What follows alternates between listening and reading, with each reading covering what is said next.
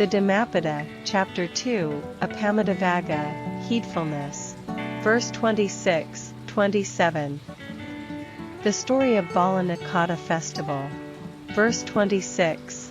Foolish folk of little wit, in heedlessness indulge, the one whose wise guards heedfulness, kin to the greatest wealth. Verse 27. Don't indulge in heedlessness. Don't come near to sexual joys. The heedful and contemplative attains abundant bliss. End of proof. While residing at the Jetavana monastery, the Buddha spoke these verses in connection with the Bāla Nakkhatta festival, the festival of simpletons. On a certain date there was a simpletons festival celebrated in Savatthi, and on the occasion of this foolish holiday, folk used to smear their bodies with ashes and cow dung, and for a period of 7 days go about uttering all manner of coarse talk. At this time, people showed no respect for kinsfolk or friends or monks when they met them, but stood in the doorways and insulted them with coarse talk. Those who could not endure the coarse talk would pay the holiday makers a half or a quarter or a penny, according to their means, and the holiday makers would take the money and depart from their houses. Now at this time there were in Savatthi 5 million noble disciples, and they sent word to the teacher, Venerable, let the Buddha refrain for a period of 7 days from entering the city with the congregation of monks. Let him instead remain at the monastery. And, for a period of 7 days, the noble disciples caused food to be prepared for the congregation of monks at the monastery and sent it to them, but did not themselves leave their houses. On the 8th day, however, when the festival was at an end, they invited the congregation of monks to be their guests, escorted them into the city, and gave abundant offerings. And having seated themselves respectfully on one side, they said to the Buddha, Venerable, we have spent the past 7 days unpleasantly. Our ears were about to burst from hearing the coarse talk of foolish folk. No one showed any respect for anybody else, and for this reason we did not permit you to enter the city. We ourselves did not go out of the house. The Buddha listened to what they said, and then replied, In this manner unintelligent men conduct themselves. But they who are intelligent preserve heedfulness as their greatest treasure, and by so doing at last attain the attainment of the great Nibbana. Explanatory verse 2:6. Those who are foolish and indiscriminating indulge in heedlessness. But the wise cherish mindfulness as a great treasure. The foolish people live a life of sensual pleasure. They indulge in pursuits that are not at all conducive to spiritual advancement. To obtain worldly acquisitions, people need wealth. In the same way, to obtain high spiritual acquisitions we need some wealth, and that wealth is mindfulness.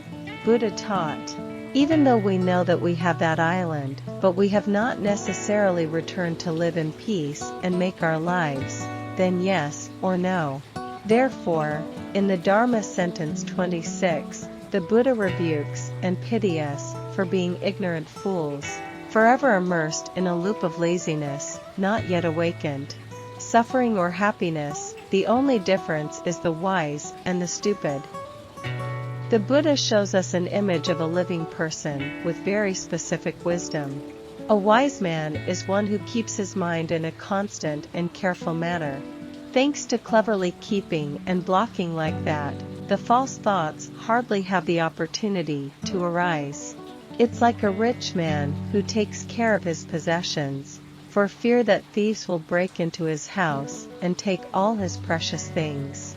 Each of us is inherently rich, but because we are not good at keeping it, often thieves break into our homes to steal everything. Once we know how to keep it well, no thief can take it. Explanatory verse 27. Do not indulge in heedlessness. Avoid craving for sensual pleasures, whatever their nature. The mindful person is tranquil in mind. He will attain the great bliss. The Buddha reminds us, If a cultivator wants to be truly free from birth and death and suffering, he should not indulge in indulgence, should not indulge in sensual pleasures, but should be alert to practice meditation, in order to attain great peace. Lost. It is important for a cultivator to always think meditatively. One must meditate deeply on illusory dharmas. In the end, dust returns to dust in human life. Knowing that, then why do we still indulge in worldly pleasures? Let's solve the problem of life and death, suffering. That is the most important thing of a cultivator.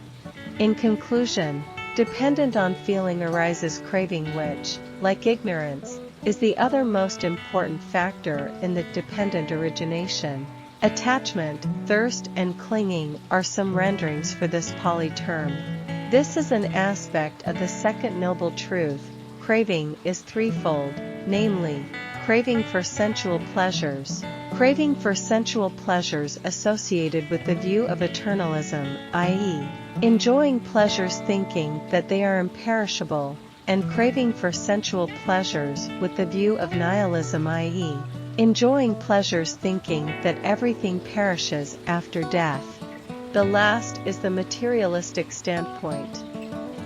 These are also interpreted as attachment to realms of form and formless realms, respectively. Usually these two terms are rendered by craving for existence and non-existence. There are 6 kinds of craving corresponding to the 6 sense objects such as form, sound, and so on. They become 12 when they are treated as internal and external. They are reckoned as 36 when viewed as past, present, and future. When multiplied by the foregoing 3 kinds of craving, they amount to 108. It is natural for a worldling to develop a craving for the pleasures of sense. To overcome sense desires is extremely difficult. The most powerful factors in the wheel of life are ignorance and craving, the 2 main causes of the dependent origination. Ignorance is shown as the past cause that conditions the present, and craving, the present cause that conditions the future. Dependent on craving is grasping, which is intense craving. Craving is like groping in the dark to steal an object. Grasping corresponds to the actual stealing of the object. Grasping is caused by both attachment and error. It gives rise to the false notions of I and mine. Grasping is fourfold, namely, sensuality, false views, adherence to rites and ceremonies, and the theory of a soul. The commentaries on verses 26 and verses 27 of the Dhammapada about the story of Bāla Nakkhatta festival come to an end. Please wait and listen to the next verse of the Dhammapada, verses 28-29. Sincerely thank.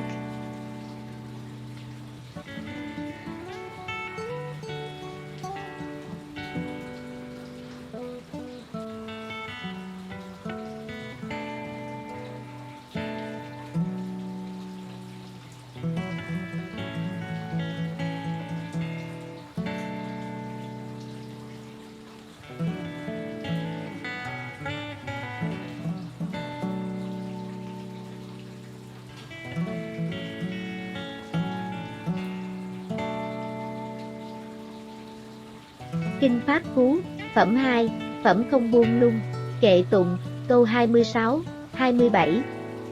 Câu chuyện về lễ hội Bāla Nakkhatta, kệ tụng, câu 26, kẻ si, chúng ngu độn, sống phóng đãng, buông lung, người trí không phóng dật, giữ gìn như vật báo, kệ tụng, câu 27, chớ buông lung phóng dật, chớ mê say dục lạc, người tự chế, thiền định, mới hưởng đại an lạc. Âm dương.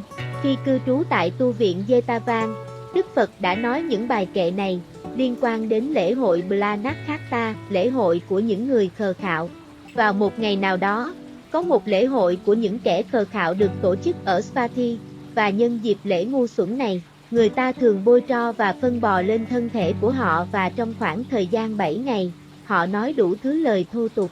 Vào thời bấy giờ, người ta không tỏ ra tôn trọng bà con, bạn bè hay các nhà sư khi họ gặp họ, mà đứng ở ngưỡng cửa và xúc phạm họ bằng những lời lẽ thô tục. Những người không thể chịu đựng được cuộc nói chuyện thô lỗ sẽ trả cho những người đi nghỉ một nửa hoặc 1/4 hoặc 1 xu, tùy theo khả năng của họ, và những người đi nghỉ sẽ lấy tiền và rời khỏi nhà của họ. Lúc bấy giờ ở Swati có 5 triệu vị thánh đệ tử, và họ gửi lời đến hỏi đạo sư, thay vào đó hãy để anh ấy ở lại tu viện, và, trong thời gian 7 ngày, các vị thánh đệ tử chuẩn bị thức ăn cho hội chúng tỳ khưu tại tu viện và gửi đến cho họ, nhưng bản thân họ không rời khỏi nhà.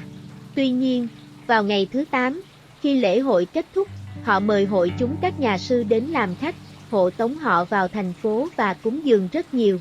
Sau khi kính cẩn ngồi xuống một bên, họ thưa với Đức Phật, bạch Thế Tôn, 7 ngày qua chúng con đã trải qua những điều không vui. Tai chúng tôi muốn nổ tung khi nghe những lời thô thiển của những kẻ ngu xuẩn. Không ai tỏ ra tôn trọng bất kỳ ai khác, và vì lý do này, chúng tôi không cho phép bạn vào thành phố. Bản thân chúng tôi đã không đi ra khỏi nhà. Đức Phật lắng nghe những gì họ nói, và sau đó trả lời, những người đàn ông không thông minh cư xử như vậy, nhưng những người thông minh giữ gìn chánh niệm như kho báu lớn nhất của họ, và nhờ làm như vậy cuối cùng đạt được chứng đắc đại niết bàn. Chú giải, câu 26, những kẻ ngu xuẩn và bừa bãi đắm chìm trong sự phóng dật. Nhưng người trí trân trọng chánh niệm như một kho tàng vĩ đại. Người ngu si sống đời dục lạc, họ say mê theo đuổi những điều hoàn toàn không có lợi cho sự tiến bộ tâm linh. Để có được những mua lại thế gian, mọi người cần sự giàu có. Cũng vậy, để đạt được những thành tựu tâm linh cao, chúng ta cần một số của cải, và của cải đó là chánh niệm. Phật dạy, dù biết mình sẵn có hòn đảo đó, nhưng chúng ta chưa chịu thiết thiệt quay về để an thân lập mệnh, thì có cũng như không. Cho nên, Pháp Cú 26, Phật quở và thương xót chúng ta là kẻ ngu si ám độn, mãi đắm chìm trong vòng buông lung, chưa chịu tỉnh thức, khổ đau hay an vui, chỉ khác nhau là kẻ trí với người ngu. Phật nêu ra cho chúng ta thấy một hình ảnh của người sống có trí huệ rất cụ thể. Kẻ trí là kẻ luôn gìn giữ tâm mình một cách miên mật cẩn trọng. Nhờ khéo giữ và ngăn chặn như thế, nên những vọng niệm khó có cơ hội phát sanh. Khác nào như anh nhà giàu chăm lo giữ của, vì sợ kẻ trộm đột nhập vào nhà lấy hết đồ vật quý báu của anh. Mỗi người chúng ta vốn sẵn đã giàu, nhưng vì không khéo giữ, nên thường xuyên bị kẻ trộm vào nhà lấy hết đồ. Một khi chúng ta khéo biết gìn giữ, thì không một kẻ trộm nào lấy được. Chú giải, câu 27, đừng chìm đắm trong sự lơ đễnh. Tránh ham muốn những thú vui nhục dục, bất kể bản chất của chúng là gì. Người chánh niệm thì tâm thanh thản. Người ấy sẽ đạt được đại lạc. Phật nhắc lại cho chúng ta nhớ, nếu người tu muốn thật sự thoát ly sanh tử khổ đau, thì chớ nên đắm chìm theo buông lung, chớ nên mê say với dục lạc mà hãy nên cảnh giác tu thiền, mới mong đặng đại an lạc. Điều quan trọng của người tu là phải luôn tư duy thiền quán. Ta phải thiền quán một cách sâu sắc về các pháp hư ảo giả huyễn. Đời người cuối cùng các bụi trả về cho các bụi. Biết thế, thì ta còn tham đắm dục lạc thế gian làm gì? Hãy giải quyết vấn đề sống chết khổ đau, đó mới là điều quan trọng nhất của người tu. Tóm lại là, tùy thuộc vào thọ, tham ái phát sinh, giống như vô minh, là yếu tố quan trọng nhất khác trong duyên khởi. Tham, khát và bám víu là một số cách diễn đạt cho thuật ngữ tuy này. Đây là một khía cạnh của diệu đế thứ hai. Dục có 3 phần, đó là ái dục. Ái dục gắn liền với quan điểm thường hằng tức là hưởng lạc cho rằng chúng là bất diệt, và ái dục với quan điểm hư vô tức là hưởng lạc cho rằng tất cả diệt vong sau khi chết. Cuối cùng là quan điểm duy vật. Những điều này cũng được hiểu là sự dính mắc vào các cõi sắc giới và các cõi vô sắc một cách tương ứng. Thông thường hai thuật ngữ này được diễn đạt bằng sự thèm muốn tồn tại và không tồn tại. Có 6 loại tham ái tương ứng với 6 đối tượng giác quan như sắc, âm thanh, v.v. Chúng trở thành 12 khi chúng được coi là bên trong và bên ngoài. Chúng được tính là 36 khi được xem là quá khứ, hiện tại và tương lai. Khi nhân với những điều đã nói ở trên 3 loại tham ái, chúng lên tới 108. Đó là điều tự nhiên đối với một thế giảng phát triển một sự khao khát những lạc thú của giác quan. Để vượt qua những ham muốn giác quan là vô cùng khó khăn. Những yếu tố mạnh mẽ nhất trong bánh xe cuộc đời là vô minh và tham ái, hai nguyên nhân chính của duyên khởi. Vô minh được chỉ ra là nhân quá khứ làm duyên cho hiện tại, và tham ái, nguyên nhân hiện tại làm duyên cho tương lai. Phụ thuộc vào tham ái là sự nắm bắt, đó là tham ái mãnh liệt. Ái giống như mò mẫm trong bóng tối để lấy trộm một vật. Nắm bắt tương ứng với sự ăn cắp thực sự của đối tượng. Chấp thủ là do cả chấp lẫn lỗi. Nó làm nảy sinh những quan niệm sai lầm về tôi và của tôi. Chấp thủ có 4 phần, cụ thể là dục vọng, tà kiến, tuân thủ các nghi thức và nghi lễ, và thuyết linh hồn. Các chú giải câu 26, câu 27 của Kinh Pháp Cú về câu chuyện lễ hội Bāla Nakkhatta. Đến đây là hết. Mời quý vị và các bạn chờ nghe bài kệ tiếp theo của Kinh Pháp Cú, câu kệ 28 và 29. Xin chân thành cảm ơn.